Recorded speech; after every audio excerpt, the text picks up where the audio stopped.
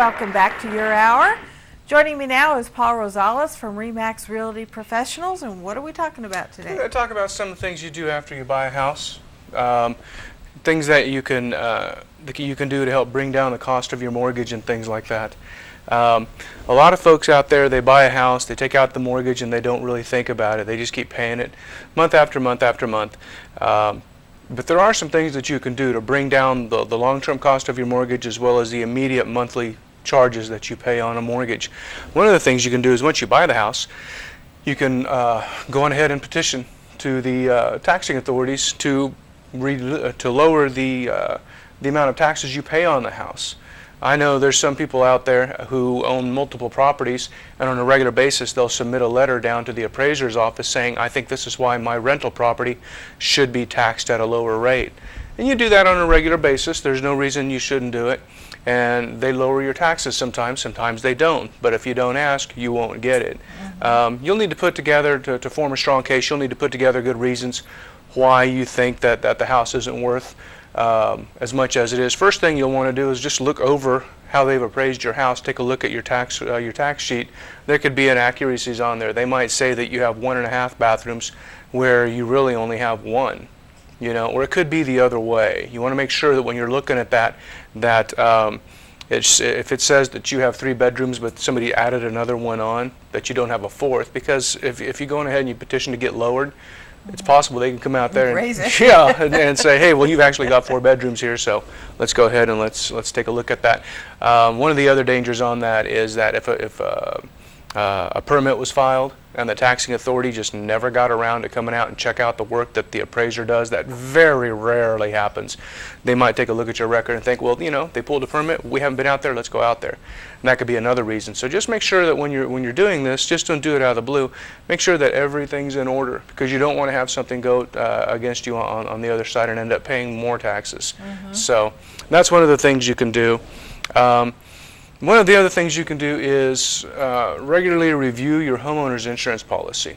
Different companies are going to shift their formulas as to how they calculate your homeowner's insurance. Sometimes a company will no longer be really that interested in doing business in Wichita, and they may go ahead and say, well, we're not real interested in staying here, so we're going to go ahead and we're going to shift cost into Wichita. And if we end up losing customers in Wichita, so what? We're wanting to be more located in the West Coast or something like that. So you want to just keep track of that. That can actually affect your what goes into your escrow and what have you. If you get any kind of rate increases or anything like that with your insurance company, it's not a bad idea at that time to go on ahead and do some shopping around. One of the other things that a lot of people haven't probably thought about doing is, with all the storms we've had recently, a lot of these insurance companies are going over to rating houses not as a whole, but they're rating them on the roofs, because that has become such a heavy part of the cost for the insurance policies in this region. So if you've just gotten with all the hail, the wind, everything else, if you've recently got a brand new roof, shop your insurance. Different insurance companies will give you vastly different quotes. Some companies may not have shifted their formulas to giving you discounts for having a new roof, because that new roof is going to be a lot tougher and be able to handle hail a lot better than, say, a 15-year-old roof would. So if you've gotten a new roof, new gutters recently, maybe you got new siding or something like that as a result of a storm, talk to your insurance agent and shop your insurance out. And if you don't know a good insurance agent other than the one you have and you want to shop around, let me know. I can point you in the right direction for some people. Well, and there are some other things that can lower your insurance. For instance, if you install a burglar alarm system or a fire alarm system. Yeah, fire alarms, burglar alarm systems, anything that would help preserve the house in case of an emergency.